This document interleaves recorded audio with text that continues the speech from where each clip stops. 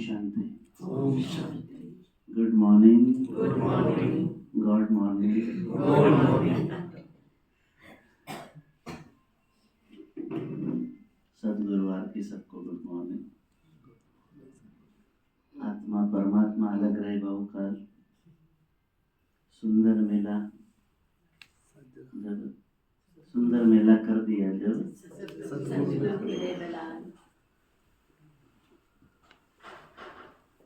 कितनी खोज करते हैं लोग गुरु के लिए, भटक रहे हैं और हमें डायरेक्ट भगवान ही सदगुरु के रूप में मिल गया, जो रोज वरदान देता है, हमें पालना करता है,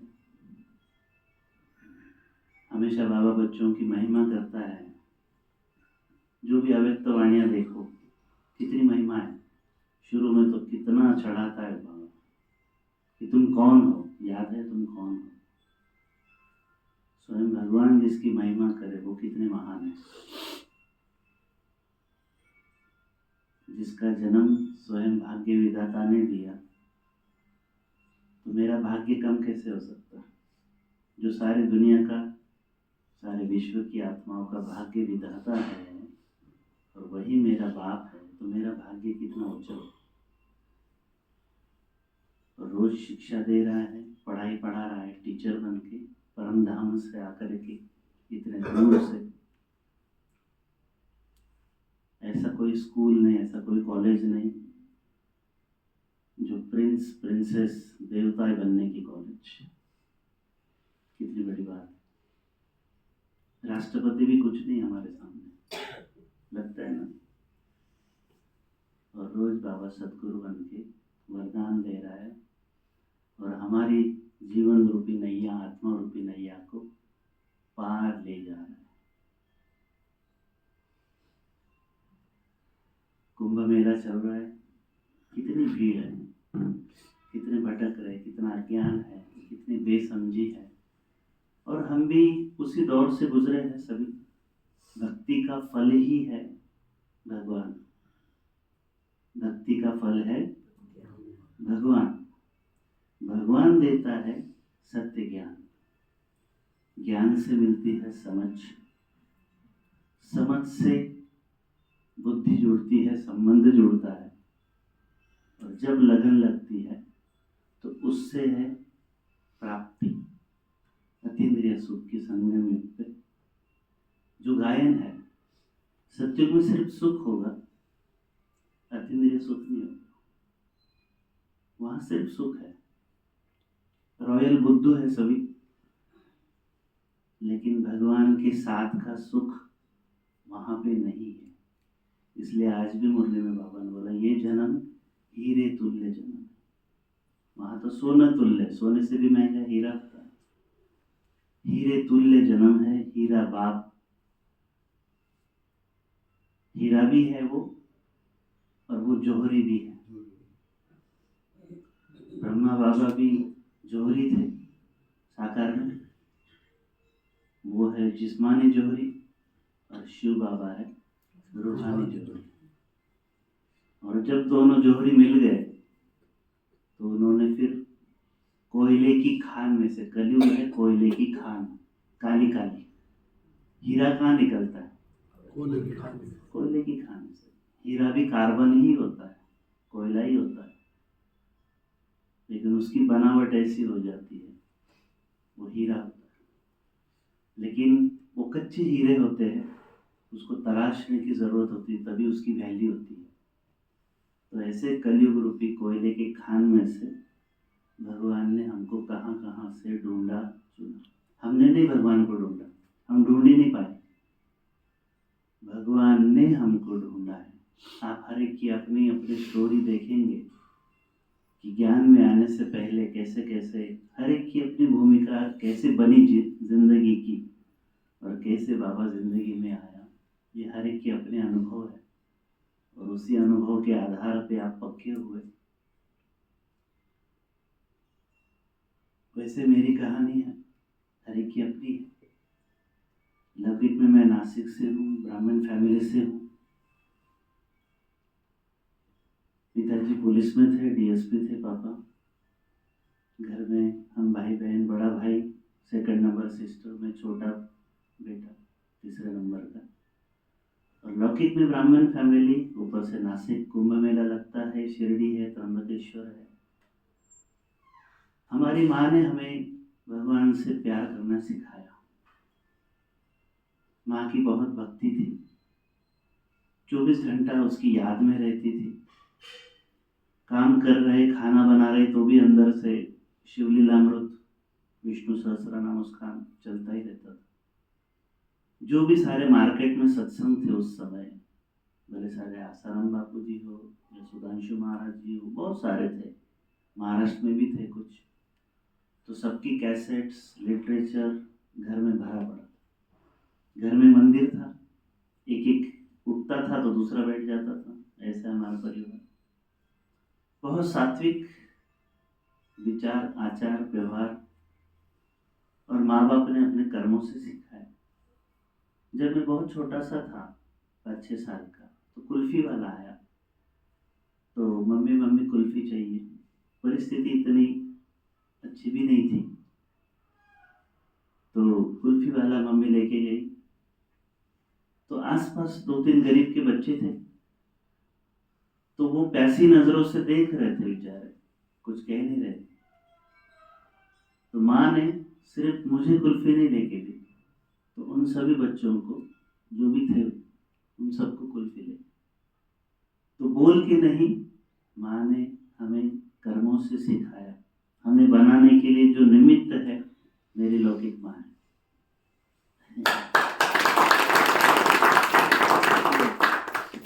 ज्ञान में आने से पहले हर एक को एक आत्मिक भाव से, भले आत्मा का लेसन अच्छे से नहीं पाता था, लेकिन हर एक समान भाव से, कोई मेड़ हो घर में, कभी हमने उसको मेड़ नहीं समझा, है ना। एक सगापन दिया जो, और पिताजी पुलिस में थे तो हमारी ट्रांसफर होती थी, घर चेंज होते थे, तो वो फूट फूट के रोती थी हमें बच्चों की तरह।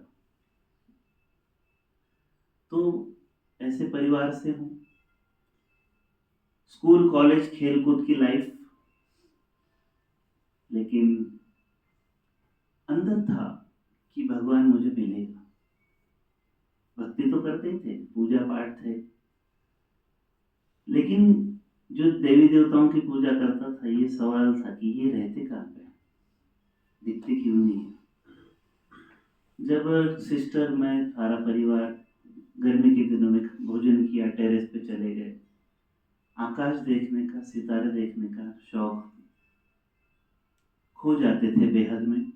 सिस्टर और मैं आपस में बातें करते थे, ये दुनिया कब बनी होगी, ये आकाश कब बना होगा, ये इतने बड़े बड़े सितारे, इतने बड़े बड़े गोले, ये धूल की कण की तरह तैर रहे, ये कब बने होंगे, किसने बनाया। जैसे ये कमरे की दीवार है, मैं इसको छू सकता हूँ, ये पता है कि यहाँ पे एंड है। ये आकाश की दीवारें कहाँ है, इसका अंत कहाँ है, कहाँ खत्म होती है। कितना अनंत माना, फिर भी कितना। अच्छा, भगवान ऊपर रहते तो ऊपर कितने किलोमीटर ऊपर, क्या खाता है, क्या पीता है। तो वो सारे जवाब तो कोर्स में मिल गए। आर्मी में जाना था, मैंने ग्रेजुएशन की। आर्मी में सिलेक्शन होने के लिए एनसीसी ज्वाइन की, कि कॉलेज में अगर एनसीसी करेंगे तो आर्मी में जल्दी सिलेक्शन हो जाएगा। तो इतनी मेहनत की, 3 साल। जो दिल्ली राजपथ पे जो परेड होती है, देखी सबने, 26 जनवरी की, तो महाराष्ट्र की तरफ से मेरा सिलेक्शन हुआ था। लगभग 7 कैडेट्स का सिलेक्शन होता है, उसमें फीमेल्स भी होते हैं, मेल्स भी होते हैं। तो पूरे ऑल ओवर महाराष्ट्र से 107 बच्चों का सिलेक्शन हुआ था, उसमें मेरा नंबर था 98। हजारों बच्चों में से बहुत बड़ी अचीवमेंट है जी, बहुत बड़ी अचीवमेंट। तो ये 98 जनवरी की बात है। तो मैं मैक्सिमम टाइम बाहर था, क्योंकि कॉलेज, वो बहुत सारी परेड और बहुत सारे कैंप करने पड़ते हैं, उसके लिए मेहनत करनी पड़ती है। तो जब मैं 98 फरवरी में घर पे आया, तो उस दौरान, क्योंकि मैं 2 महीना घर पे नहीं था, तो मम्मी ज्ञान में आई थी। तो जैसे मैं आया फरवरी में, सेंटर है ब्रह्मा कुमारीज, जबकि मैंने ना ब्रह्मा कुमारीज नाम सुना था, न माउंट आबू कहाँ है ये पता है, न इनको कभी देखा था ब्रह्मा बाबा को, ना नथिंग। तो मम्मी ने कहा ऐसा सेंटर है तू जा, वहाँ पे 7 डेज कोर्स होता है। तो मैं सेंटर पे गया तो बाबा की फोटो देखी सामने। मैंने कहा ये बाबा तो मेरे सपने में आए थे कुछ समय पहले, जिनको मैंने कभी नहीं देखा। वो सपना ऐसा था, मैं आकाश में खड़ा हूँ, मैं ऐसे फील कर रहा हूँ अरे मेरे पैर जमीन पे नहीं, मैं आकाश में कैसे आ गया। और आहट हुई कि एक कदम पीछे मेरे कोई खड़ा है। तो मुड़ के देखा तो ब्रह्मा बाबा खड़े हैं। ये तो अभी पता चला बाद में कि ये ब्रह्मा बाबा है, तब तो पता ही नहीं कौन व्यक्ति है। ब्रह्मा बाबा इस पोजीशन में खड़े हैं मेरे एक कदम पीछे। तो मैंने ऐसे मुड़ के देखा, बाबा एक कदम चल के राइट साइड आके खड़े हुए, और बाबा ने बड़े प्यार से कंधे पे हाथ रखा और पूछा, बच्चे श्री कृष्ण से मिलना है? बाबा ने पूछा श्री कृष्ण से मिलना है? तो मैंने कहा हाँ मिलना है। तो बाबा ने एक सीन इमर्ज किया।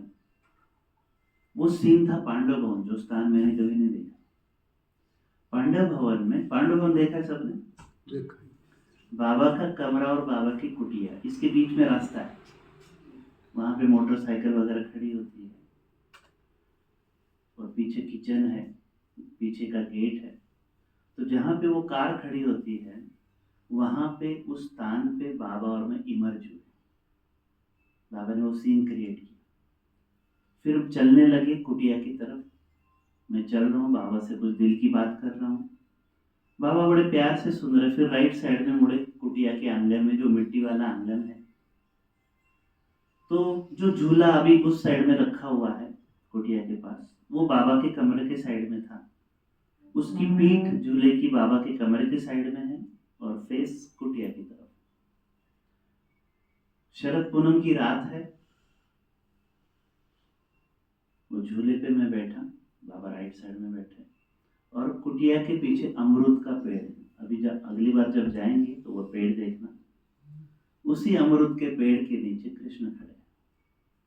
कुछ गोपिकाएं हैं, एक गोपिका बड़े प्यार में मगन है, खुले बाल है उसके, एकदम उसकी आंखें एकदम मगन अवस्था में है, और श्री कृष्ण उसको बड़े प्यार से सिर पे से हाथ घुमा रहे हैं।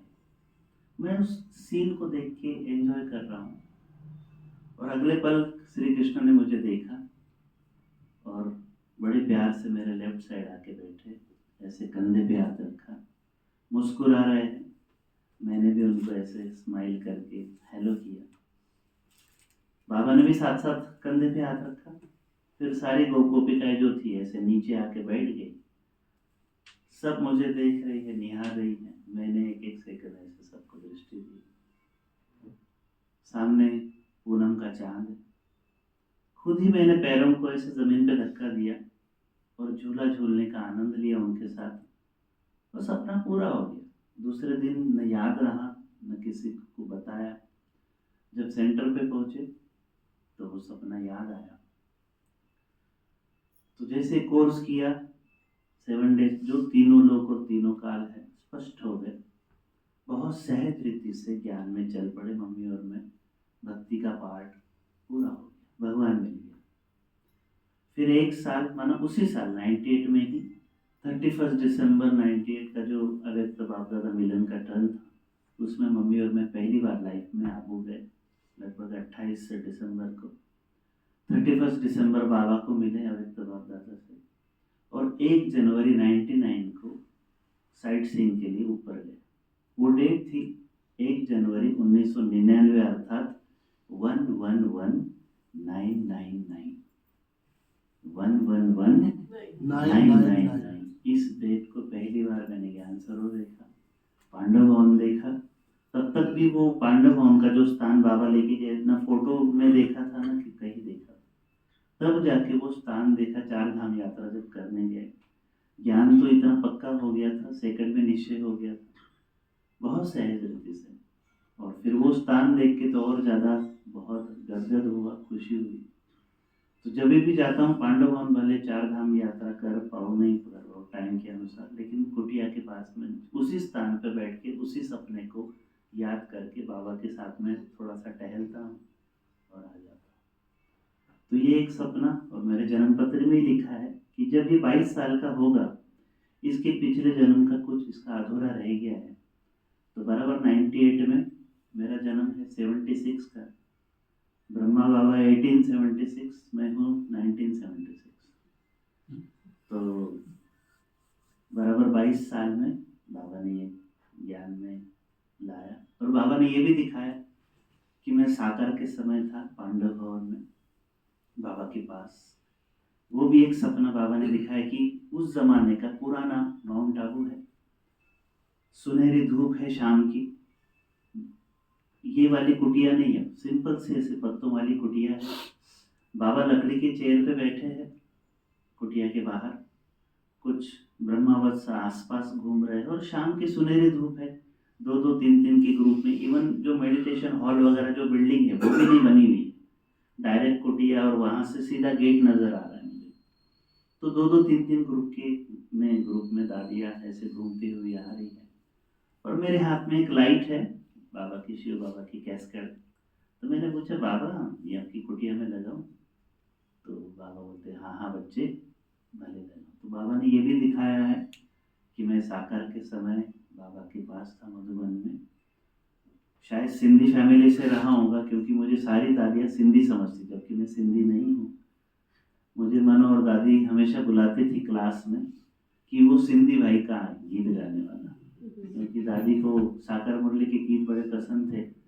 तो दादी को जैसे पता चला मैं गीत गाता हूँ, तो दादी रोज बुलाती थी वो सिंधी भाई कहाँ है।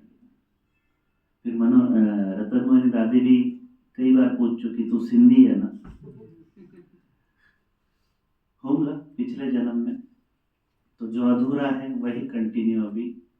इसलिए बाबा ने प्रसाद के रूप में मुझे ये कला दी है बचपन से। जब मैं 6 महीने का बच्चा था, तो घर के आसपास कबूतर थे, कबूतरों को देख के मैं उनकी डुप्लीकेट आवाज करता था। 6 महीने का बच्चा, आप सोच सकते हो 6 महीने के बच्चे को क्या अकल होती है। फिर 5 साल का हुआ, घर में कुछ गांव में रहते थे, मिट्टी का गोबर का लीपा पोती किया हुआ घर दादा दादी के पास, क्योंकि पिताजी की पोस्टिंग बॉम्बे में थी। तो कुछ देवी का उत्सव था, वो कलश, नारियल, केले के खंबे, देवी की फोटो। 5 साल का बच्चा, और वो स्लेट ली, चौक लिया, और देख देख के कोई चित्रकला भी कोई कला होती है या ऐसा भी कुछ होता है गांव में, और इतने पुराने कुछ पता नहीं था, लेकिन एक कॉपी करने का संस्कार था। तो वो सीन देख के मैंने वो पूरा कॉपी किया, ड्राइंग की। तो तब से दीदी को मैंने दिखाई मेरी ड्राइंग।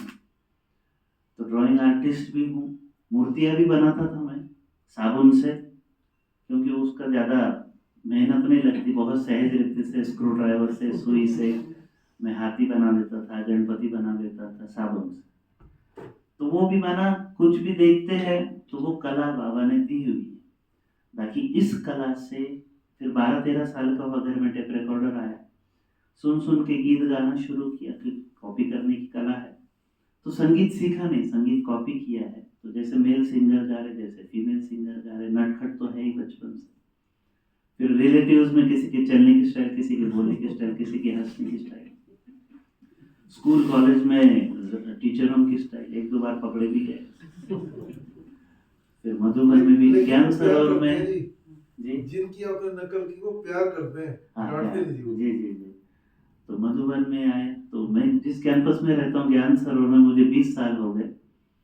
तो लगभग 200 भाई हम समर्पित है वहाँ पे, लेकिन उनमें से 30 लोगों की तो मुझे चलने की स्टाइल आती है। और ऐसा भी नहीं है कि मैं दिन भर बैठ के सबको ऐसे देखता रहता हूँ कि मुझे अभी इसकी नकल करनी, मुझे अभी इसकी नकल करनी ना।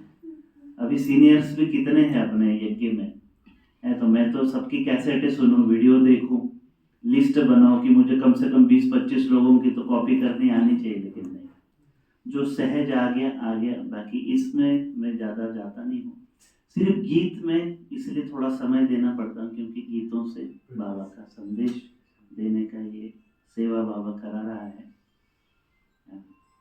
तो मधुबन में आए तो दादियाँ सामने थी, वो भी सभी दादियों की, 2-3 दादियों की, 2-3 दादाओं की। जैसे जानकी दादी की अपनी स्टाइल है, ओम शांति करने का अंदाज है। शांति। सभी बोलो आगे भी चलो, ओम शांति। वाह बाबा, वाह ड्रामा, वारे शाबाद वाले। मैं क्या बोलूं, इतना मीठा बाबा है, ऐसे लगता है मैं बाबा को खा जाऊं। इतना प्यार बाबा। रतन मोहिनी दादी, एक ही दादी बची अभी हमारी, उनका भी बोलना बंद हो गया। बड़े प्यार से बस वो देखते रहते, कर्मातीत अवस्था, फरिश्ता अवस्था एकदम। लेकिन जब मुरली चलाते थे दादी, क्या रत्नों से खेलती थी। सचमुच जो भी दादियों के नाम बाबा ने रखे हैं, हर एक के गुण के अनुसार वतन से इनके नाम आए। लगभग 350 लोगों के, दादियों के, दादाओं के। रत्नों से खेलने वाली रतन मोहिनी दादी, प्रकाश फैलाने वाली प्रकाश मणि दादी, है ना। मनोहर रमणीक कहानियां, मनोहर दादी को करनाल से, मनोहर दादी बहुत रमणीक दादी, एकदम हल्की फुल्की मजेदार दादी, मनोहर दादी। तो रतन मोहिनी दादी के अपना स्टाइल है। ओम शांति। सभी बोलेंगे ओम शांति।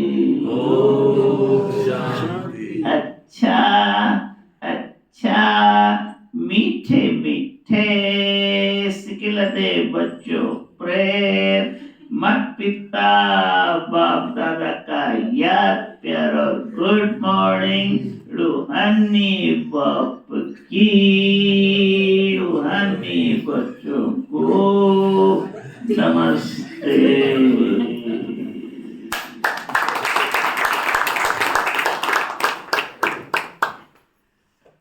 मनोहर दादी, सबने तो देखा नहीं होगा मनोहर दादी, सबने तो नहीं देखा। ओम शांति।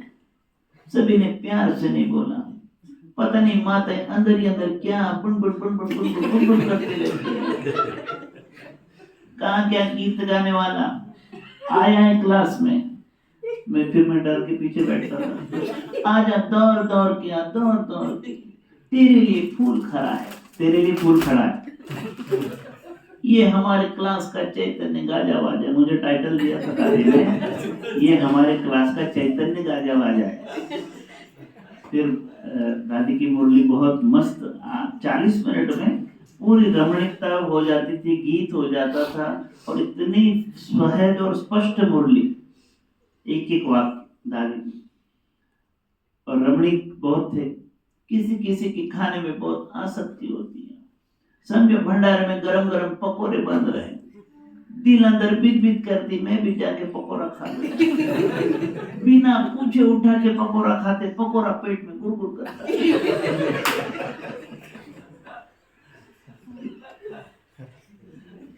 निर्वैर है, वो भी चले गए, एक छत्र छाया हमारी। ओम शांति। बाबा ने हमें जो पालना दी है, वही पालना दादियों ने भी दी है। तो शशि बहन अनाउंसमेंट करते बाप दादा मिलन में। ओम शांति। बाप दादा ने बहुत ही सुंदर बदानों से झोली भरी। अभी हमारे वैष्णव भाई, निर्मल भाई, रोहन भाई, रमेश भाई बाप दादा को बहुत ही सुंदर गुलदस्ता देंगे, जो दक्कड़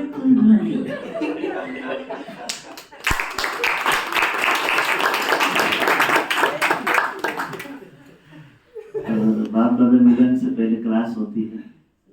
किसकी क्लास होती है? कैसे बैठते हो? ओम शांति। माता सभी प्यार से बोलना। माता क्यों नहीं लगता योग? माताओं को योग लगाना बहुत सहज होना चाहिए, क्यों? माताओं को नशा है, बाबा मेरे लिए आया हुआ है नशा माताओं को। पिताओं को नशा कम है, क्योंकि पिताओं ने पहले ही ज्यादा नशा कर लिया।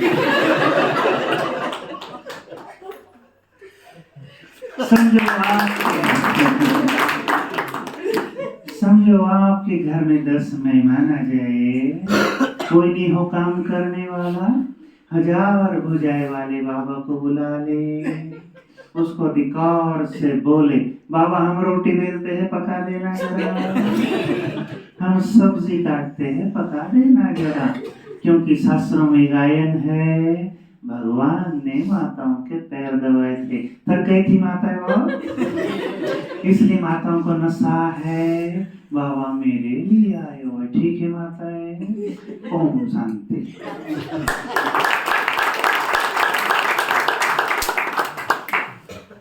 एक दिन किसी का जन्मदिन था, तो हंसी का माहौल था, ऐसे लाइट मूड था ज्ञान सरोवर में, तो सब बैठे थे ज्ञान सरोवर निवासी भाई बहन, और किसी ने बता दिया सूरज भाई, तो भाई साहब ये नितिन है ना, आपकी बहुत अच्छी नकल करता है।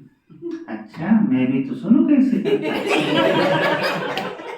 तो हम सब बैठ गए ऐसे, मैं भी पहली बार डर के, मैंने कहा भाई साहब आप तो योग की कमेंट्रीज कराते हैं और अलग अलग बीमारियों पे कैसे अलग अलग सामान लेके योग के प्रयोग करने वो कराते हैं, तो 2-3 बीमारियों की इन्वेंशन हमने भी की है और उसकी रमणीक कमेंट्री बनाई है। बोले अच्छा सुना।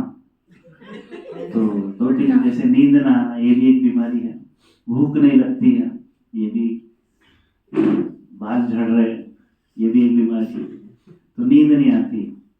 21वीं सदी की बीमारी है टेंशन, जिसके कारण मनुष्य परेशान है, रात को नींद नहीं आती उसको, 2-2, 3-3 गोली ले लेते नींद की, फिर भी नींद नहीं आती।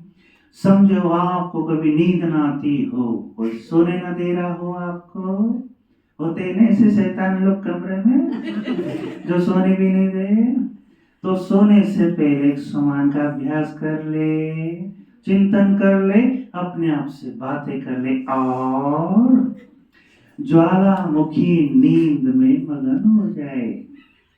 माताएं क्या लेंगे सोने से पहले समान, मैं परम सुस्त आत्मा हूँ, सुस्ती के सागर कुंभकर्ण पिता की संतान, मैं जा रही हूँ सुस्ती के वतन की ओर, जो परम धाम से ऊपर है, जहाँ कुंभकर्ण पिता सोए पड़े हैं, उनके खर्राटों के प्रकंपन मेरे सारे कर्मेंद्रियों को सुस्त कर रहे, और जो वर्ले समान में मैं सारी विश्व की सुस्त आत्माओं का पूर्वज, मनसा सेवा कर ले, क्योंकि दुनिया में कई आत्मा जिनको नींद नहीं आती, ऐसी परेशान आत्माओं के लिए सुस्ती के प्रकंपन फैलाए। समान ले मैं परम सुस्त विश्व के ग्लोब पर सोया पड़ा हूँ, सुस्ती के सागर से सुस्ती के प्रकंपन मेरे द्वारा सारे विश्व में फैल रहे, जिसके द्वारा परेशान आत्मा जिनको नींद आती हो उनको बासी आ रही है, झुट के आ रहे और नींद आ रही है। अगर आपको भूख न लगे तो भोजन से पहले सामान ले, मैं मास्टर बकासुर, मैं सारी विश्व की भूखी आत्माओं का पूर्वज, बकासुर पिता से भूख के प्रकंपन मेरे पेट पे जा रहे, हजारों चूहे दौड़ना चालू हो गए पेट में, भूख लग जाएगी ना माता है। और अगर आपको सिर पे बाल उगाने हो, भाई उनके बाल झड़ते जा रहे मधुबन में, मेरे भी झड़ गए। एक संत हो गए साउथ इंडिया में, इंटरनेट पे देख लेना, सत्य साई बाबा, उनकी फोटो। तो अगर आपको सिर पे बाल उगाने हो तो ये सामान ले, मैं मास्टर सत्य साई बाबा, और ये अनुभव करे कि सत्य साई बाबा से बालों के गुच्छे उड़ उड़ के मेरे सिर पे आ गए। जब मैंने उनको सारी ये बातें सुनाई, वाह नितिन, ऐसी इन्वेंशन तो स्पार्क वालों ने भी नहीं किया।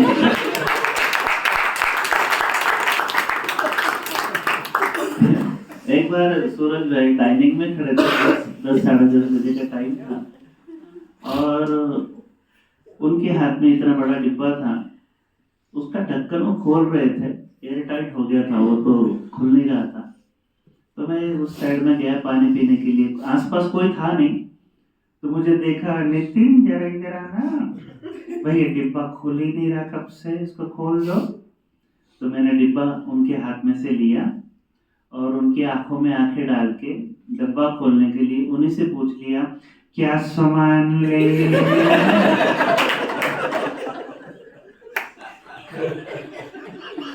मैंने खुद ही जवाब दिया, मैं मास्टर सर्वशक्तिवान।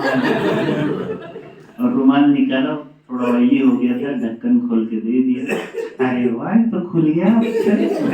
मैंने कहा तो लंबे काल का ब्याज, लंबा काल। ओम शांति।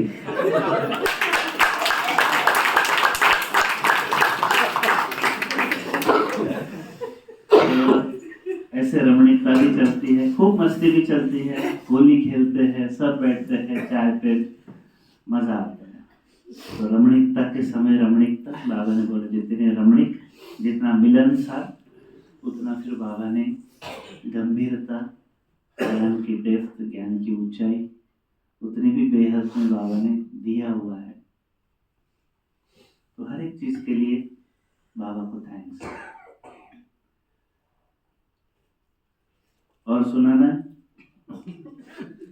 तो ये हो गई ज्ञान रमणीकता की बातें और मेरा अपना अनुभव कि कैसे बाबा ने ज्ञान में लाया। तो शुरू में तो 98 से 5 साल तो सेंटर पे ऑलराउंड सेवाएं दी, कोर्स कराना, मुरली सुनाना, प्रदर्शनी लगाना, लिटरेचर का संभालना, बोर्ड पे पूरी मुरली लिखना, किचन में, मतलब मैक्सिमम टाइम। और घर में छोटा था तो रेस्पॉन्सिबिलिटी भी कुछ थी नहीं कमाने की, और फिर तो बाद में सारा परिवार ज्ञान में आ गया था, तो मैक्सिमम टाइम सेंटर पे ही जाता था। फिर मधुबन में तो जाते ही थे बाप दादा मिलन में एक बार, और एक बार शिविर की बस लेके जाते थे, दीदी मुझे गाइड बना के भेजते थे। तो फिर 2003-4 से फिर मधुबन में सेवाओं में जाना शुरू किया, और लगभग आज 20 साल हो गए बाबा ने अपनी गोद में रखा हुआ है राजकुमार की तरह।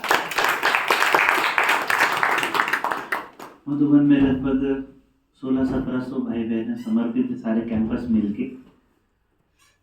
लेकिन हर एक को हर जगह जाने का ऐसा मौका नहीं मिलता है। एक दो जगह कोई चला जाए, अपने घर जाते, और एक दो जगह कोई, जैसे दीदी ने भी कहा कि कोई विशेषता को डेवलप करो जो आपको सभी बुलाए। तो बाबा ने तो मुझे बचपन से ही ये कला दी हुई है, और सबसे भगवान से जुड़ने का सबसे सहज साधन है संगीत, क्योंकि संगीत भावनाओं को क्रिएट करता है, और भगवान भावनाओं को भूखा है, और भगवान भावनाएं चाहिए, प्यार, इमोशंस। वो कब क्रिएट होता है? आप जब पिक्चर की शूटिंग देखोगे आपको बहुत बोर लगेगा, ये क्या कर रहे हैं, उसमें ना म्यूजिक है, जैसे बिना छौक की चीज होती है ना, बिना तड़के की। और जब आप फिल्म देखते हो तो उसका असर होता है ना। सुख का म्यूजिक अलग होता है, करुणा का म्यूजिक अलग होता है, दुख का म्यूजिक अलग होता है, रहम का म्यूजिक अलग होता है, प्यार का म्यूजिक अलग होता है। इंस्ट्रूमेंट ही है, लेकिन हर एक चीज के राग बने हुए, हर एक समय का भी राग बना हुआ। ये कला ऐसी है संगीत की, हर गीत आपको हर समय अच्छा नहीं लगेगा, हर गीत सुनने का भी समय, वो गीत उस समय, क्योंकि वो गीत उस राग में बना हुआ है, रागों का भी समय है। तो ये, और सारी कलाओं का, विद्याओं का स्रोत तो भगवान ही है। नटराज के रूप में उसको दिखाते परमात्मा को, शिव को। बुद्धिवानों की बुद्धि वही है, सब कुछ उससे निकला हुआ है, क्योंकि वो कल्पवृक्ष का बीज है, लेकिन वो गुप्त है ना। देवी देवताओं के मंदिर में जाते तो मंदिर में देवी देवता सामने होती है, लेकिन शिव मंदिर में, मोस्टली प्राचीन मंदिरों में देखा गया कि सीढ़ी उतर के नीचे जाना पड़ता है, क्योंकि वो जमीन के लेवल से नीचे दिखाते हैं शिव बाबा को, क्योंकि वो बीज है। सब कुछ उससे निकला है। देखा जाए, अगर हम सचमुच बेहद में देखा जाए, तो तीनों लोक और तीनों कालों में महिमा योग्य, गायन योग्य, पूजन योग्य सिर्फ शिव बाबा है, और कोई नहीं। लेकिन वो बच्चों को आगे रखता है। दिखते कौन है? बीज तो जमीन के नीचे है, ऊपर तो सुंदर गुलाब का फूल दिखेगा, ये खुशबू दिखेगी, सुंदर सुंदर फल देखेंगे, सुंदर सुंदर पत्ते देखेंगे। दिखने में तो वो दिखता है, लेकिन निकला कहाँ से? तो सारी विद्याओं का, कलाओं का स्रोत। इसलिए कि भक्ति में भी कहते हैं कि भगवान के इशारे से हर एक पत्ता हिलता है। कौन सा? ये पेड़ के पत्ते नहीं भगवान जाके हिलाता है। तो ये कल्प वृक्ष की हम पत्ते हैं। हम तो पत्ते नहीं है, पत्ते तो दुनिया है। हम तो इस कल्प वृक्ष के फूल है, फल है। हम तो देखा जाए तो जड़ है, शिव के नजदीक बैठे हुए हैं। हमारे द्वारा ही सारे विश्व में मिलता है। भगवान डायरेक्ट नहीं देता उनको, इवन भक्ति मार्ग में भी डायरेक्ट नहीं देता है उनको, हमारे द्वारा देता है, हमारी मूर्तियों के द्वारा देता है, डायरेक्ट नहीं देता है ना। जैसे छोटे बच्चे को कोई ग्रहण है या कोई ये है, साढ़े साथी है, कुछ भी है, उसको दान देने के लिए कहते हैं, लेकिन उसकी तो खुद की कमाई तो कुछ है नहीं। बच्चे की कमाई तो माँ बाप की होती है, तो बच्चे का सिर्फ हाथ लगवाते हैं, है ना। तो उसी प्रकार से देखा जाए सब कुछ भगवान का है, लेकिन वो सिर्फ हमको हाथ लगवा रहा है देने के लिए, हमारा ग्रहण छूटा। तो जो भी कला सिद्धियां है तो सब उस बीज से निकली हुई है। तो तीनों लोक और तीनों कालों में उसी एक की महिमा है।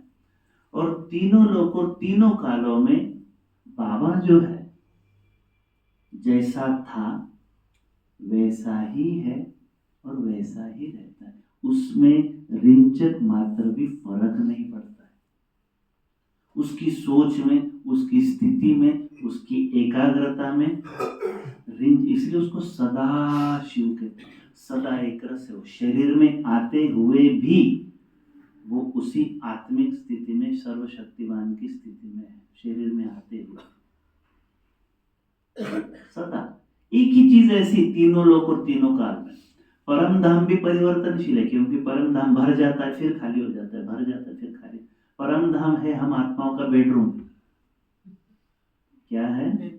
आत्माओं का बेडरूम है। हम जाके वहां सो जाती है। आत्मा सुषुप्त अवस्था में है। जब आत्मा में चुरपुर होती है, हलचल होती है, जैसे वो रेती की घड़ी होती है, बालू की, जिस दाने में हलचल होती है वो दाना धड़ाम से नीचे आता है। आज 100 साल पहले इस पूरे विश्व की पॉपुलेशन 200 करोड़ थी। सिर्फ 100 साल पहले की बात है।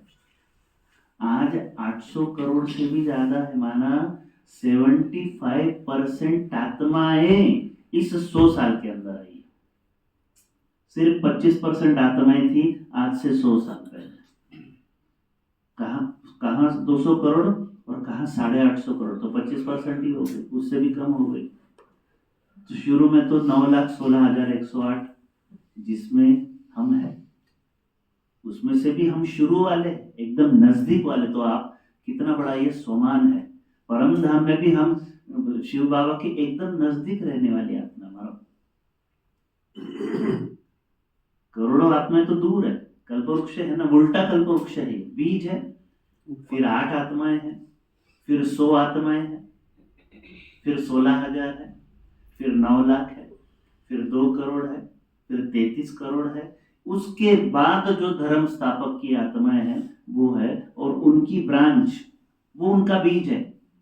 उस धर्म का वो बीज है। तो उस आत्मा के नीचे फिर उसकी लाइन, उस धर्म की लाइन। तो हम कितने ऊंचे आप सोचो। और हमारा बाबा तो वो सदा एक रस है। क्यों एक रस है वो? हम कहते हैं कि बाप समान बनना है, बाप समान बनना है। किस स्थिति में बाप समान?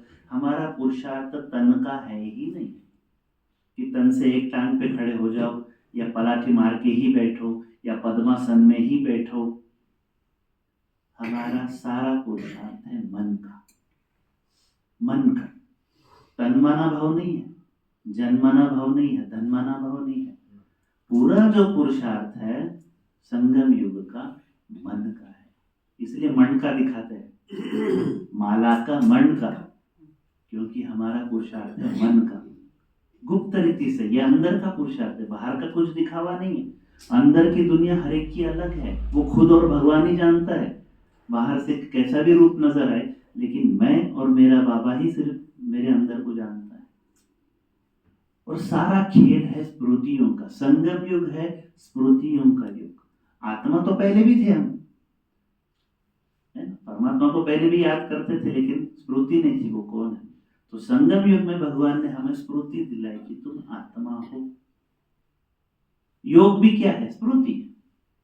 स्मृति का स्विच ऑन करो तो समर्थी आ जाए, ये स्मृति है। योग करते हैं और पूरे ज्ञान का सार है योग। इतना जो पहाड़ों के पहाड़ जो मुरलिया है, 33 साल साकार बाबा के तन में आकर के मुरलिया चली। 33 साल बाबा ने पुरुषार्थ किया, लेकिन ये मुरलिया तो 5 साल की है, लास्ट वाले जो रिपीट करने की बाबा ने श्रीमत दी थी जब अव्यक्त हुए कि अब क्या करना है, सबको संकल्प हो अब क्या करना है। बाबा तो चला गया साकार बाबा, तो बाबा ने कहा जो कोर्स है मिला हुआ है उसी को रिपीट करो। तो ये 5 साल की मुरलियाँ रिपीट होती है। और 69 से लेके 2017 तक कितने साल अव्यक्त बाप दादा दोनों आते ही गए। साकार मुरली कोर्स है, फिलोसॉफी है, और अव्यक्त मुरली फोर्स है दोनों भगवान की वाणी, लेकिन ये कोर्स है और ये फोर्स है। क्योंकि वो आत्मा जब संपन्न बन गई एक ब्रह्मा बाबा, वो स्थिति की बाद वो अलग स्थिति, वही स्थिति हमें बनानी है। हम कहते बाप दादा समान बनना है, आकारी में ब्रह्मा बाप समान और निराकारी में शिव बाबा समान। आज ब्रह्मा बाबा की स्थिति क्या है? उनकी ये सोच नहीं कि मैं पुरुषार्थी हूँ, मुझे पुरुषार्थ करना है। वो क्या है? साथी, सारथी और साक्षी, ये स्थिति है। और लास्ट के जो महावाक्य बाबा ने उच्चारे कि बच्चे पूरे ज्ञान का जो सार है वो निराकारी, निर्विकारी और निरंकारी। पूरे ज्ञान का सार है निराकारी बनना। निराकारी जब तक नहीं बनेंगे तब तक निर्विकारी बन ही नहीं सकते, क्योंकि सारे विकारों की जड़ है शरीर। काम शरीर के लिए चाहिए। क्रोध क्यों आता है? अहंकार के कारण क्रोध आता है। इच्छाएं पूरी नहीं होती इसलिए क्रोध आता है। कोई बात नहीं मानता है, क्रोध आता है। लोभ किसके लिए? शरीर के लिए। मोह, शरीर का मोह, दूसरों ये मेरा है मेरा है। जो निराकारी जब तक नहीं बनेंगे तब तक निर्विकारी नहीं बन सकते। और निर्विकारी में तो अहंकार आ ही गया। 5 विकार में तो अहंकार शब्द, फिर अहंकार निरंकारी क्यों जोड़ा फिर एक्स्ट्रा? निराकारी, निर्विकारी, निरंकारी। कोई बताएगा कि निरंकारी फिर क्यों जोड़ा लास्ट में? निर्विकारी में तो निरंकारी आ ही गया। ये पुरुषार्थ हम किसके लिए कर रहे हैं? किसके लिए कर रहे हैं पुरुषार्थ? अपने लिए कर रहे हैं। प्यास मुझे लगी है, सामने गिलास पड़ा है और मैंने पुरुषार्थ किया, वहां से गिलास उठाया, पानी पिया। किसके लिए पिया? खुद के लिए पिया ना, दूसरों के लिए तो नहीं पिया। तो क्या मैं इस महिमा, ये महिमा सुनने का प्यासा हूं कि अरे वाह नितिन भाई क्या पानी पिया आपने, क्या मेहनत की, चलेगा ऐसे? क्या इस चीज के लिए?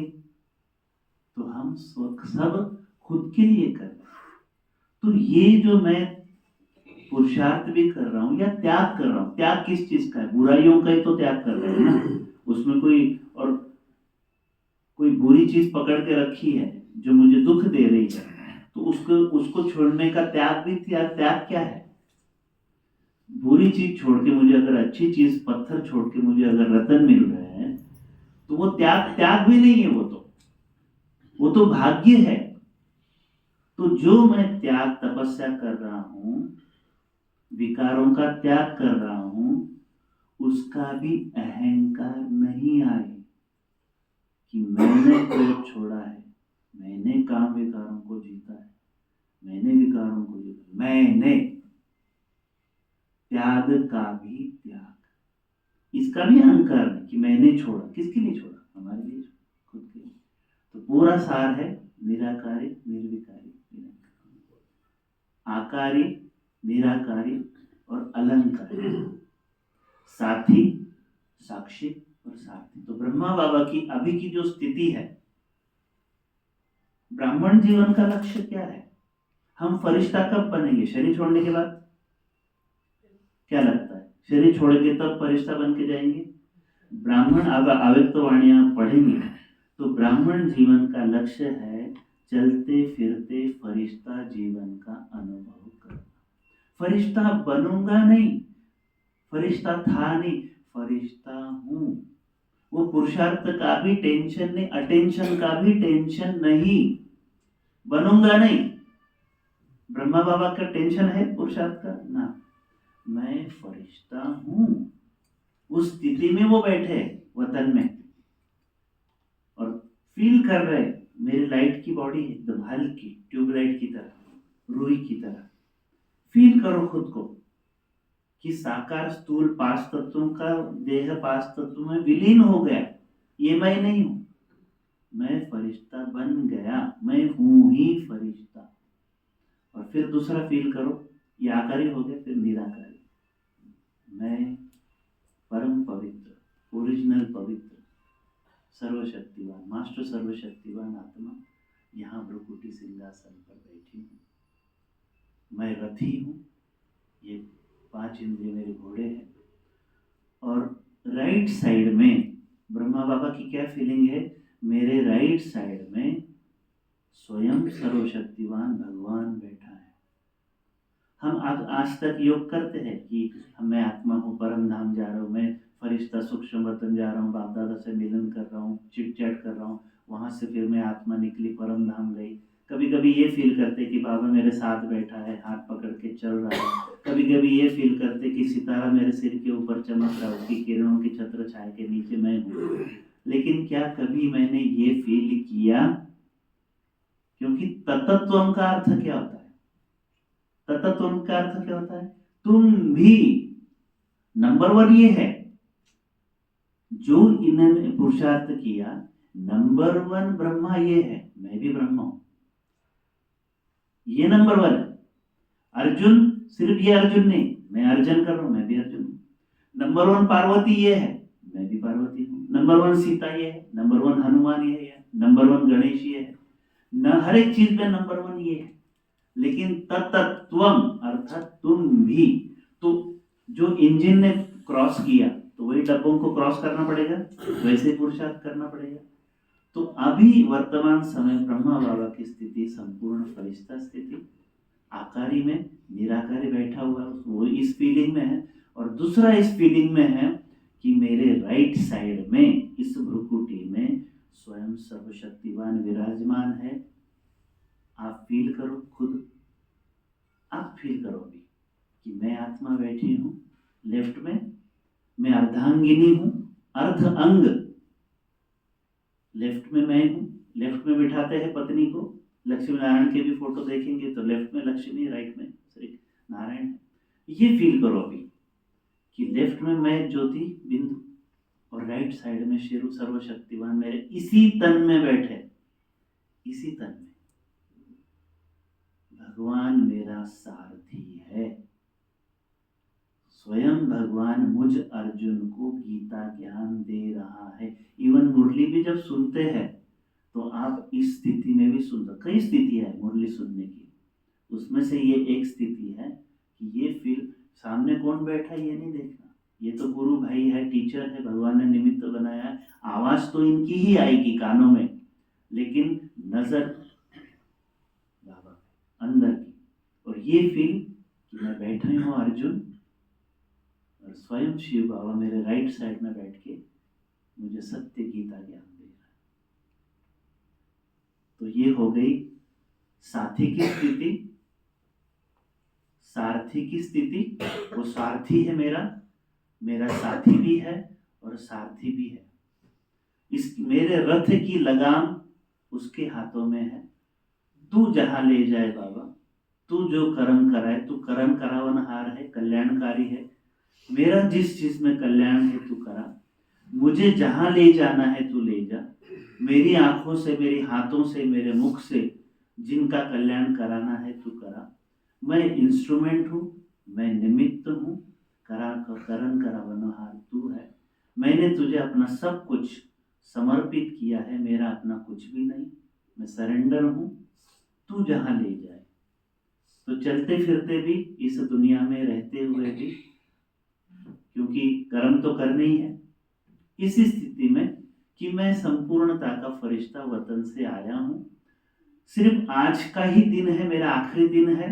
एक ही दिन भगवान ने मुझे दिया है, बच्चे अपना भाग्य बनाओ, जाओ, एक ही दिन मैं तुमको देता हूँ लॉटरी के रूप में। जितने अच्छे कर्म करने हैं करो, जितनों को संदेश देना है तो अपने आंखों से, अपने हाथों से, अपने मुख से पुण्य का खाता जमा करो। मैं निकला फरिश्ता, जो भी मेरे नजर जहां पे भी जा रही है, तो मेरी आंखों से मैं और शिव बाबा दोनों की किरणें पूरे विश्व में फैल रही है।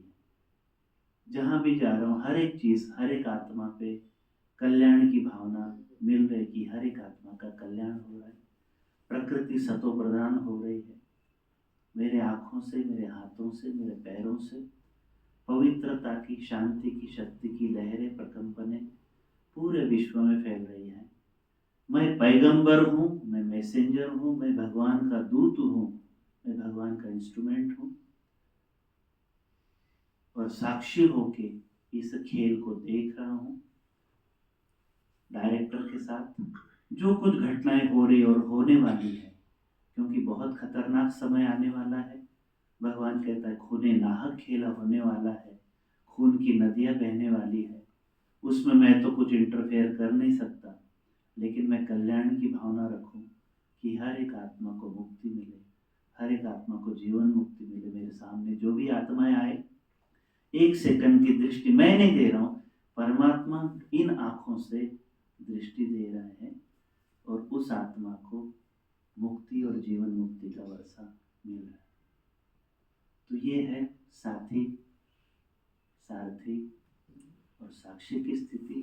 पूरे ज्ञान का स्तर है इसी स्थिति में विचरण करना, और इसके लिए चाहिए एक ही चीज, अटेंशन, घड़ी घड़ी। क्योंकि सारा खेल मन का और स्मृति का है, क्योंकि ये खिसक जाता है हम इस देह में, इस दुनिया में रहते हुए पदार्थों में, क्योंकि शरीर को चलाने के लिए सारी चीज़ों की हम फिर से अपने देह भान में, इसलिए घड़ी घड़ी ट्रैफिक कंट्रोल बजते हैं कि अपने को मेहमान समझो। तुम सिर्फ आज के दिन आए हो।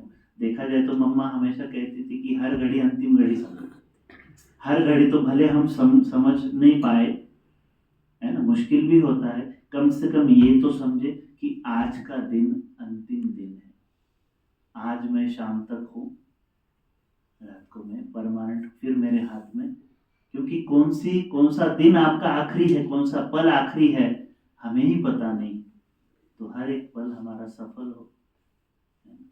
और पूरे अव्यक्तवाणियां जितने भी आप पढ़ेंगे, सबका सार है भगवान आया है आवाज में सबको आवाज से परे ले जाने के लिए। पूरे ज्ञान का सार है आवाज से परे जाना, घड़ी घड़ी। इसलिए ट्रैफिक कंट्रोल भी बचते हैं कि क्योंकि हम फंस जाते हैं चीजों में, अपने सेवाओं में, है ना। ये भी होता है ना, क्योंकि निमित्त होते हैं, सेवा आपको करने में निमित्त बनाया भगवान ने, तो वो भी भाव भगवान कहता है कि निमित्त वो भी छोड़ दो, कि मेरे बिना कुछ अड़ जाएगा कोई चीज। आज अगर एक सेकंड में सीटी बजी, वो खेल भी बच्चे खेलते हैं ना, स्टैचू हो जाते फिर जिस भी कंडीशन में वो स्टैचू। तो बाबा किसी भी कंडीशन में स्टैचू बोले, मैं फटाक से, इसलिए ट्रैफिक कंट्रोल है कि बीच बीच में हम खुद को चेक करें कि हमारा यहाँ पे आसक्ति तो नहीं रहेगी पदार्थों में, व्यक्तियों में, सेवाओं में, जिज्ञासियों में, भाई बहनों में, किसी भी चीज में। तो घड़ी घड़ी ये मन को डायरेक्शन देना है, मन को, क्योंकि ये मन रूपी जो घोड़ा है ना, राजयोग का सहज अर्थ है, 5 इंद्रिय घोड़े तो हमारे कंट्रोल में, हाथ ऊपर करो कर लिया, इधर देखो देख लिया, आंखें कंट्रोल में, कभी कभी तो वो भी कंट्रोल में नहीं होती, आंखें कंट्रोल में नहीं होती, हाथ कंट्रोल में नहीं होता, मुख, अरे बोलना नहीं था मुझे लेकिन बोल दिया। तो मन रूपी जो घोड़ा है, बुद्धि लगाम है। ज्ञान किस में है? बुद्धि में है। मन संकल्प करता है लेकिन ज्ञान बुद्धि में, तो बुद्धि की लगाम है। और मन रूपी ये चंचल पंखों वाला घोड़ा है। 2500 साल तो ये घोड़ा कंट्रोल में था, लेकिन द्वापर युग से इस घोड़े को 63 जन्मों से आदत पड़ी है नेगेटिविटी, व्यर्थ, साधारण और विकार की तरफ घड़ी घड़ी जाने की। और वो घोड़ा इतना पावरफुल है जो ये पांचों घोड़ों को वो खींच के लेके जाता है, इतना पावरफुल घोड़ा है। तो राजयोग का सहज अर्थ है ये जो मन रूपी घोड़ा है, पूरा काम मन पे करना है, घड़ी घड़ी परमात्मा की तरफ, परमात्मा की सेवा की तरफ लगाना, बुद्धि की लगाम से, ये सहज राजयोग। तभी हम स्वराज्य अधिकारी बनेंगे। स्व पर राज्य करना, नियंत्रण करना। क्योंकि ड्राइविंग करते हैं तो ड्राइवर कौन सा अच्छा, जो समय पे ब्रेक लगाए, समय पे एक्सीलेट, कब एक्सीलेटर देना है, कब ब्रेक लगानी है, कब स्टीयरिंग को मोड़ना है, वो ड्राइविंग करना सीखते हैं ना सभी। तो ये भी एक ड्राइविंग है कि मन को और बुद्धि को कहाँ पे रोकना है, कहाँ पे मोड़ना है और कहाँ पे उसको एक्सीलेट देना है। तो पूरा ज्ञान का सार है मन मना भव, पूरा स्मृतियों का खेल है, मन का खेल है। इसलिए इतने जो सारे स्वमान है अलग अलग। और मेन तो बाबा ने 5 स्वरूपों का अभ्यास जो दिया है, अनगिनत बार आपने कई अव्यक्त वाणियों में देखा कि 5 स्वरूपों पे बाबा ने इतना जोर दिया है कुछ कुछ साल कि क्या 5 सेकंड भी नहीं आपके पास, क्या दिन में 8 बार भी नहीं कर सकते? 21 बार तो करो, 8 बार तो करो, 5 बार तो करो, 5 सेकंड तो करो। क्यों 5 स्वरूपों का अभ्यास? तो भगवान ने कहा है कि संगम युग पे मैंने हर बच्चे को 5 ड्रेसेस दिए हुए कि 24 घंटे में से कोई न कोई समय पे ये 5 में से एक ड्रेस हमेशा पहना हुआ हो, या निराकारी स्थिति, या देवता स्थिति, या पूज्य स्थिति, या ब्राह्मण स्थिति, या फरिश्ता। ये 5 ड्रेस है भगवान ने दिए हुए। और ये 5 क्यों है और क्यों इनको याद करना है और क्यों उस स्थिति में? क्योंकि हर एक स्थिति के गुण अलग है। जब हम परम धाम में आत्माएं होती है तो ओरिजिनल हमारे गुण अलग है। ओरिजिनल 7 गुण, 7 गुणों से आत्मा बने। गुण वैसे बहुत सारे लेकिन ओरिजिनल 7 गुण है। हफ्ते के दिन 7 है, दिन तो बहुत है, हफ्ते के गुण दिन 7 है। रंग तो बहुत है लेकिन बेसिक कलर 7 है।